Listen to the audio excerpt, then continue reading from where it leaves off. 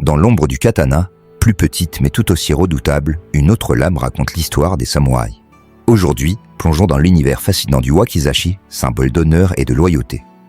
Le wakizashi, qui peut être traduit par épée de côté, est apparu durant la période Muromachi. Forgée pour compléter le katana, cette lame longue de 30 à 60 cm était toujours portée par les samouraïs. Ensemble, le katana et le wakizashi formaient le célèbre daisho, un symbole sacré de leur statut. Le wakizashi était bien plus qu'un simple outil. C'était une arme de défense personnelle utilisée dans des espaces confinés où le katana était trop encombrant.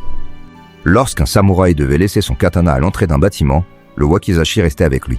Il était son dernier rempart, sa fidèle protection. Il avait aussi un rôle profondément symbolique. Il était l'arme utilisée dans le rituel du seppuku, le suicide rituel pratiqué pour préserver l'honneur, plus communément appelé en Occident harakiri. Chaque wakizashi était une œuvre d'art forgée par des maîtres artisans. Ces lames étaient fabriquées avec des techniques ancestrales, pliant l'acier des dizaines de fois pour atteindre la perfection.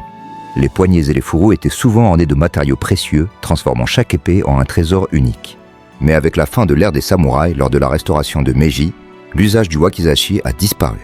Les guerriers furent contraints d'abandonner leurs armes, rendant ces lames sacrées des objets d'histoire et de collection. Le wakizashi, petit par sa taille, immense par sa symbolique, incarne l'esprit des samouraïs. Aujourd'hui, il reste un puissant témoin d'une époque où l'honneur et la discipline étaient les piliers d'une vie. Une lame qui, à travers les siècles, continue de fasciner et d'inspirer.